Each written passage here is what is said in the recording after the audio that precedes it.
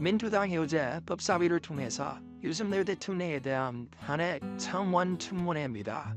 그러니까 이 탄핵 소추안을 빨리 발의를 해달라고 하는 청원에 대해서 우리 헌정사에 처음 있는 일입니다.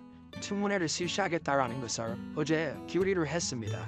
점심내봐 마구잡이식으로 청문회를 실시를 하겠다.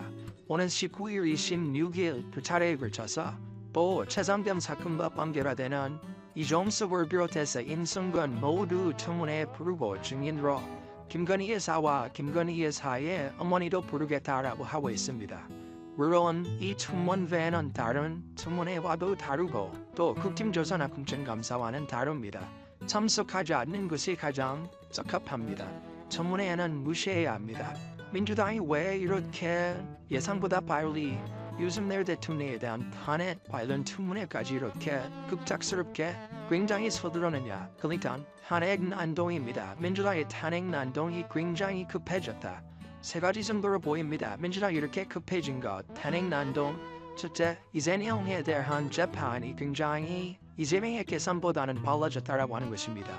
10월에 성급호 위반과 위증교사 두 가지 1심 판결이 나온다라고 하는 것입니다. 이재명이 오늘 당대표 이제 연임을 하겠다. 당대표 출마 선언을 합니다.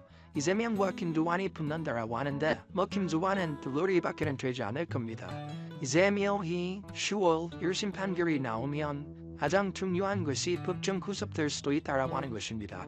이게 이재명의 마음을 급하게 하고 있다. 그래서 점침내를 시켜서 마구잡이식입니다. 지금 탄핵을 빨리 서두러야 한다. 결국은 국민 여론전입니다. 여론전이 가장 중요한 것이죠. 그 다음 또 하나는 윤석열 대통령의 최상병 특검법 거부권 행사했기 때문에 23일 이후에 이제 재표기를 해야 합니다. 재표기를 앞두고 여론전으로 들어가겠다. 또 이종섭 전 국방부 장관, 임성근 해병대 사단장 모두 부르겠다라고 하는 것입니다. 그 다음 또 하나가 있습니다. 검사에 대해서 이재명을 수사한 검사 4명을 지금 청문회를 하겠다. 탄핵안을 발의해놓고 청문회를 하겠다라고 한 것인데 이게 내용이 되질 않는다. 그래서 국민 여론의 역풍은 맞았습니다. 대표적으로 소위 박상용 검사입니다. 우선 지금 있을 때 회식을 하고 굉장히 추잡스러워 이런 것을 했다라고 이승윤이 주장을 했고 그래서 탄핵 사유에 넣었는데 이게 모두 가짜로 드러났습니다. 그래서 이승윤이 호소를 당했습니다. 이승윤은 다 걸렸던 겁니다. 후기 사실로 이런 명예훼손입니다. 국회 밖에서도 유튜브에 나와서 떠들었기 때문에 이승윤은 굉장히 위험합니다. 그러니까 또 명예훼손인데 벌금형 아니겠느냐 이렇게 말씀하실 수도 있는데 후기 사실로 인한 명예훼손 우리가 법안밖에는 없지만 여기에도 형사처벌에도 5년 이하의 징역 5천만 원 이하의 벌금입니다. 검사에 대해서 전직 검사에 대해서 완전히 후기 사실을 가지고 탄핵하는 의도도 이재명의 수사를 막기 위한 반타를 위한 의도로 검사를 대한민국 국가 권력을 명예훼손한 것입니다. 이게 심각하다고 보면 징역형이 떨어질 수 있습니다. 금고 이상이면 이승윤은 배치가 나랍합니다. 이제 이런 일을 해놓고서는 감당이 안 되니까 지금 대통령 탄핵 이 청문회도 하겠다라고 지금 또 어제 긴급하게 이렇게 결의를 한 것입니다. 이재명은 판사도 탄핵을 하고 싶을 겁니다. 이재명은 지금 고민일 겁니다. 판사들을 탄핵을 해야 되는지 하지 않아야 하는지 판사 중에서도 자기에게 좀 협조적인 판사가 있고 협조적이지 않은 판사가 있다. 신진호 부장 판사 같은 경우에는 이건 이재명은 신진호 부장 판사에게 걸리면 유하영처럼 중형입니다. 날아갑니다. 그런데 그렇지 않은 판사도 있고 판사를 탄핵했을 경우엔 검사와는 또 다릅니다. 검사는 지금 정치적으로 금방전이라도 펼쳐볼 수 있다고 하지만 하드사 자기를 재판하는 판사를 탄핵했을 경우에 이게 어떤 후폭풍이 올 것인지는 예측할 수가 없습니다. 바로 재판부 중엔 후폭될 수도 있습니다. 법정 구속될 수도 있습니다. 이런 위험성이 있기 때문에 이재명이 노리는 것은 마지막은 판사 탄핵, 윤석열 대통령 탄핵인데 이게 그렇게 쉽게 되겠느냐. 그래서 비도비라고 하죠. 이제 계속 좀 서둘러서 준비를 해가는 그런 상황입니다. 윤 대통령의 국회 탄핵 청문회를 하겠다는 사유입니다. 해병대 순직 사건, 최상병 사건, 김건희 여사 가방 문제 이건 지금 수사 중이기 때문에 청문회의 대상이 되지 않습니다. 그래서 이번 청문회는 완전히 국민의힘에서는 개무시해야 되고 법적으로도 이 가처분 신청 등을 통해서 대응을 해야 합니다. 이걸로 가지고 동행명령이나 아무 어떤 것도 할 수가 없습니다. 나가더라도 청문회 나가더라도 말을 할 수도 없습니다. 말을 해서는 안 됩니다. 북한에 대해서 존재위기를 조장했다. 확성기를 틀었다라고 해서 지금 탄핵하게 따라와고 있습니다. 탄핵 사유가 안 됩니다.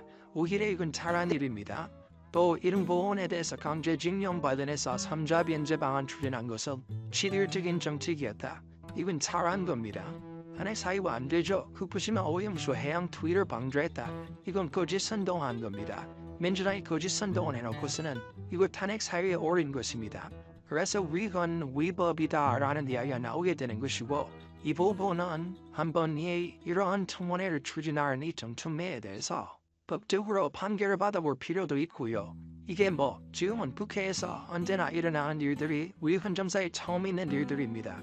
그래서 법원의 판결을 받아볼 필요도 있고요. 여러 가지로 직접 수사도 해볼 필요가 있습니다. 이게 직권남용으로 직접 수사를 해보는 것도 필요하다.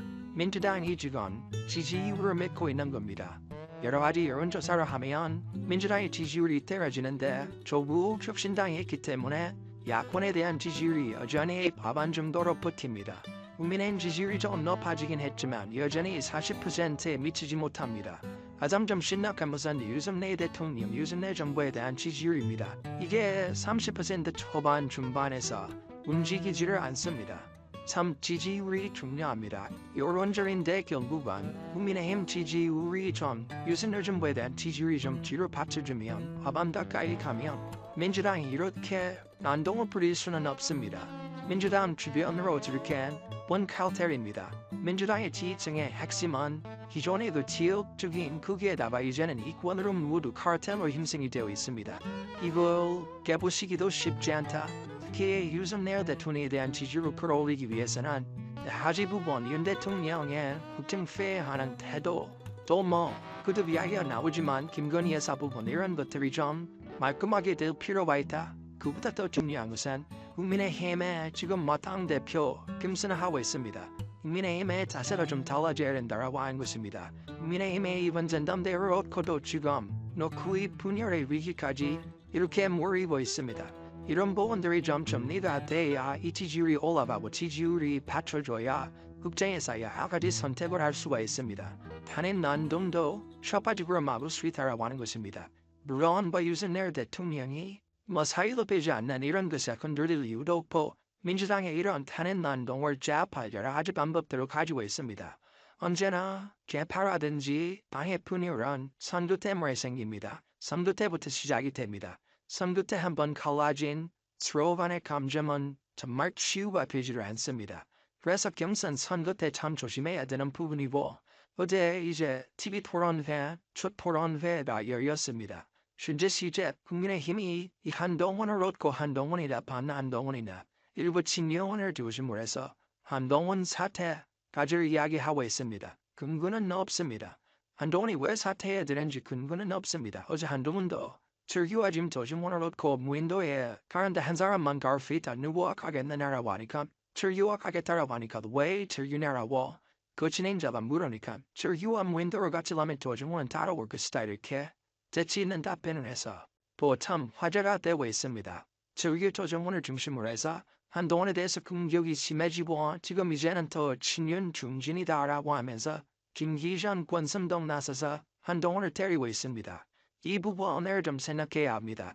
기본적으로 윤석열 정부 성공을 위해서 지금 어떤 것들이 어떤 리더십이 필요하냐 문의조 처벌돼 있지만 전당대회 이후에 당의 탄압을 해내는 방법 그게 누가 책임자냐 어떤 형태가 책임자냐라는 것도 생각을 해야 되고요. 국민의힘과 새로운 지도부는 윤석열 정부에 대한 지지율을 끌어올려야 한다. 50% 가까이는 40%대는 끌어올려야 합니다. 그걸 해낼 수 있는 리더십은 뭐냐도 생각을 해야 된다고 하는 것입니다. 당의 탄압